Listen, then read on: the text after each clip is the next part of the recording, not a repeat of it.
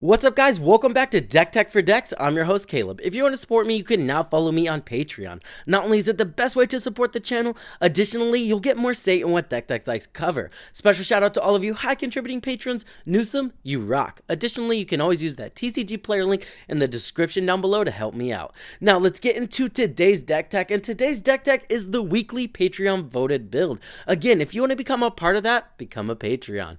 Now, let's get into it. It's Varina Lich Queen, and honestly, with all the buffs White has gotten over the past year, this girl is becoming a monster. Not to mention, we've gotten a ton of zombie tribal support with stuff like Necro Duality and Cleaver Scab.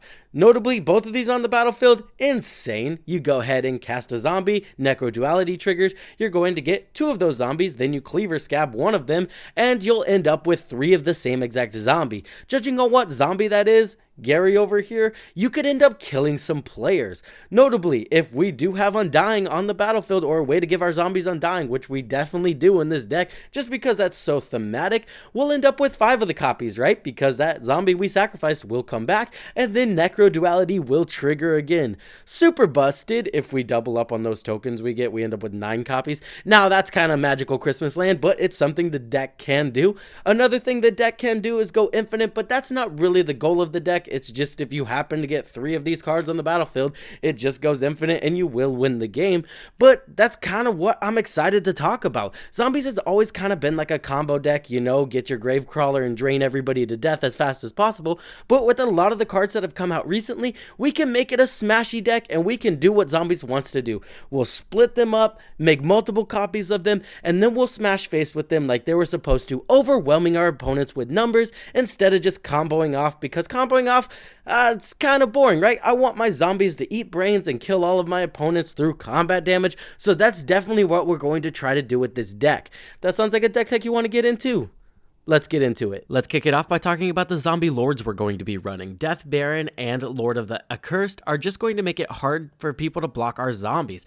Either they're going to be losing creatures whenever they try to block us with that death touch, or they're just going to be harder to block because they all have menace. Diagraph Captain gives us that ability to buff our zombies up a little bit while also giving us a little bit of ping damage whenever one of our zombies dies. Notably, this is one of the ways we win the game if we have a Gravecrawler on the battlefield and can cast him an infinite amount of times.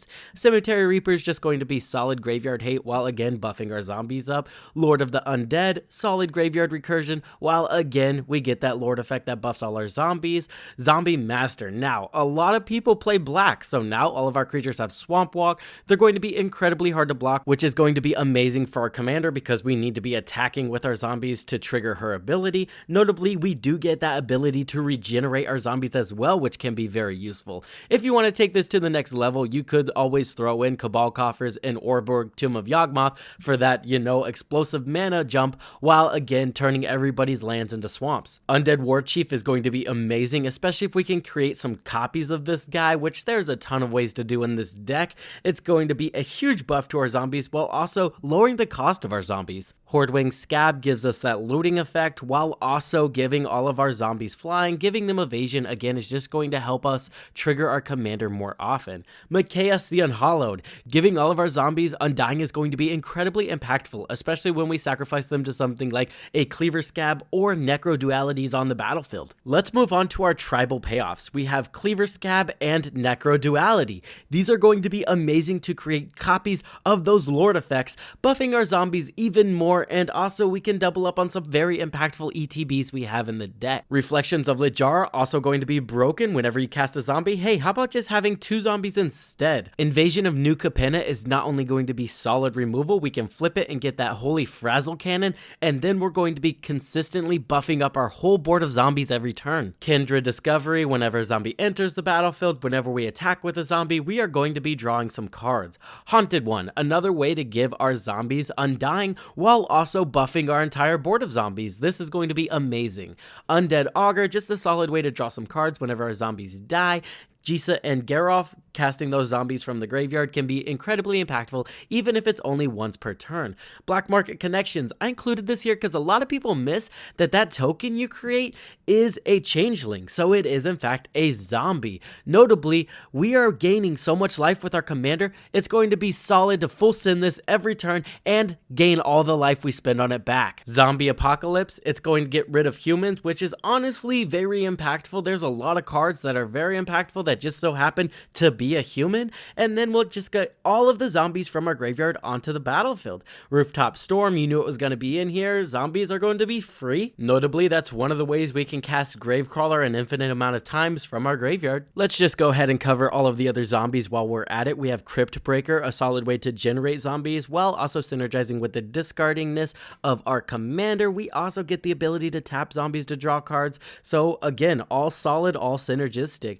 Bone Miser is going to be one of the best cards in the deck. Now we can strategically discard certain cards, whether we need more card advantage, we need more mana, or we just want to create a bigger board state. Forgotten Creation is just a way we can reliably fill that graveyard up. Remember, our commander's activated ability is not useless, so we do want to put it to good use.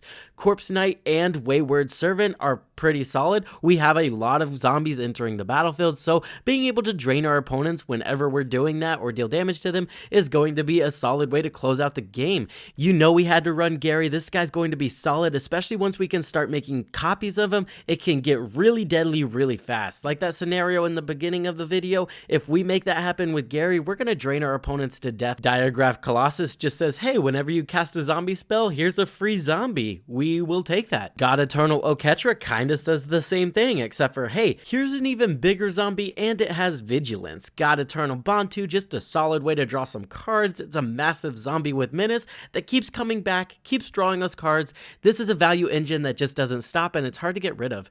Gravecrawler, there's several ways in the deck for this to just go infinite. Pitiless Plunderer, Rooftop Storm. As long as we have a zombie on the battlefield, a way to sacrifice this guy in some sort of payoff that will end the game. But again, we need like 4 cards to make that happen, so this is definitely a fair combo. Wilhelt is a solid way to draw some extra cards, while again, whenever our zombies die, we're going to get some more zombies, just making sure our board is consistent and it stays fairly big. Notably, this guy doesn't care if it's a token or not, it just cares if it had Decayed or not, so that's also going to be pretty busted. Graveborn Muse can control the game. If they don't get rid of this, we will draw into our key pieces to do some busted stuff and run away with the game. Midnight Reaper is just going to be some solid card advantage. Grim, now we can go ahead and just start sacrificing our zombies to kill other people's stuff while making this guy massive. It's going to be terrifying. Ravenous Rotbelly's really busted, especially because this guy can sacrifice himself. So in a scenario where we have the ability to cast zombies from our graveyard,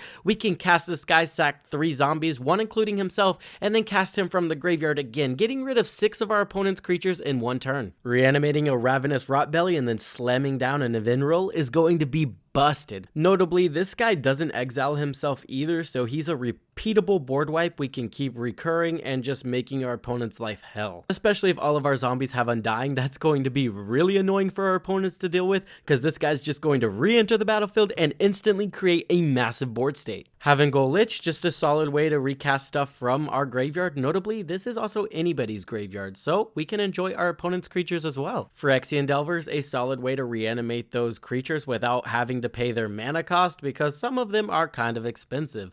Notably, again, if we have something that can copy this out, we'll just reanimate a ton of zombies from our graveyard. Relentless Dead, just a solid way to cast zombies from the graveyard. This guy comes down early, starts attacking. We don't care if he dies because we can return him to our hand. It's just going to be solid in the deck. Tormod the Desecrated, there's going to be a lot of creatures coming in and out of our graveyard, so being able to create a board state off of that is going to be, again, busted. Carrion Feeder, just a solid sack outlet that grows. Moving on to the core of the deck, we do have Agadeem's Awakening. This is an amazing recursion spell, or a land if we need it early game.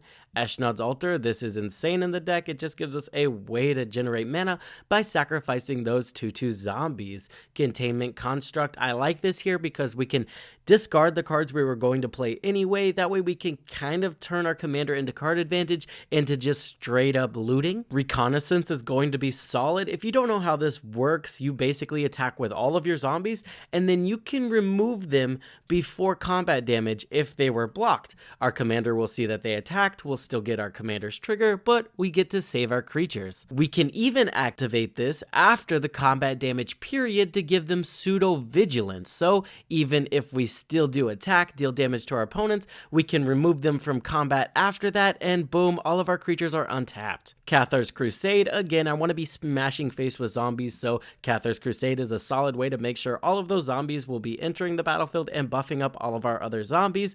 This will make a massive board state of massive zombies, in short. Mondrak, I found myself wanting another sack outlet, and I was like, hey, how about another sack outlet that just doubles as a token doubler? Yes, please. Mondrak's going to be busted in this deck, especially when we have Cleaver Scab on the battlefield, because you sacrifice a zombie, then create 2 token copies of it, so you'll get 4 token copies of that zombie. Yes, please, especially when we're copying stuff like Gary, or like I said, any of those zombie lords. Now all of our zombies are going to get +4/+4. Yeah, I'll take that. Grim Hireling, busted. Now whenever we deal damage to our opponents with our zombies, we can generate up to 6 treasure tokens a turn, and we can then use those treasure tokens to remove our opponent's creatures, or again, just cast more zombies. Moving on to card advantage, we covered like 90% of it, but we do have Teferi's Ageless Insight. This is going to turn our commander into straight up card advantage instead of us having to basically loot. Windfall is going to be a solid way to not only fill our graveyard up, but additionally, it'll draw us into a brand new hand. Marnia's Calgar fits perfectly in this deck. We're going to be generating treasure tokens. We're going to be generating zombie tokens. Our commander even generates zombie tokens. It turns into 2 mana, exile a card from your graveyard, create a zombie token, and draw a card. Yes, I will take that. Additionally, it does go infinite with a ton of stuff in Ashnod's Altar. I mean, you have Ashnod's Altar, Pitiless Plunderer, Ashnod's Altar, Mondrak. This guy just goes infinite with a lot of different stuff, and it's just a product of Esper being broken right now, but I'll take it. Moving on to ramp, we're going to run Smothering Tithe because this deck does have a high mana curve, so I want to be able to cast all of those spells on curve. Smothering Tithe is one of those cards that says, hey, it doesn't matter what's in your hand, you can cast everything. So yes, we're going to be running it here. Pitiless Plunderer can also generate a ton of mana with all of the sacrifice we are going to be doing in this deck. Additionally, like I said, with Gravecrawler, it does go infinite with a sack outlet. You can pay the 1 black, cast Gravecrawler, sacrifice it, cast it again. So again, infinite there. So if you have a payoff that makes people lose life whenever a zombie ETBs or dies, everybody's going to die that way. We are running the talismans instead of the signets here in a deck where we can gain life pretty consistently. I like the talismans just because they enter in untapped. It's a little bit of a buff. Wayfarer's Baubles, just a solid way to grab a land early. Soul Ring, Arcane Signet, the staples. Moving on to our interaction, we have Swan Song, Arcane Denial, and An Offer You Can't Refuse as our counterspell package. We are running Damn. It's just so flexible. I've never cast this for single target removal, but I'm sure I will one day, and this deck might be the one, right? Because we are generating a ton of zombies, so it's just going to be solid that we can either choose to board wipe or just get rid of what's causing us problems. Austere Command's going to be solid. Now we can choose what we want to board wipe. Artifact decks are pretty scary right now, so I really like including a artifact or enchantment wipe. Archfiend of Ifnir is one of the single best cards in the deck. Now whenever we are discarding all of those cards, we're killing everybody's board and keeping their board really small. Notably, these are -1/-1 counters. They're not -1 until the end of turn. So these will stick around. Even if you can't kill that Avacyn, just keep discarding cards and you'll get her eventually. That's going to do it for the deck tech, guys. I really enjoyed taking an old commander and buffing her up with all of the new toys we've got. She's going to be very strong. Notably, guys, if you want to become a part of the Patreon voted list, make sure to become a Patreon. Not only is it the best way to support the channel, like I said, additionally, you'll get more say in what deck techs I cover. Special shout out to all of my Patreons. I couldn't do it without you guys, and I appreciate every one of you. As always, I hope this helped you in your deck building endeavors, and I will see you in the next one.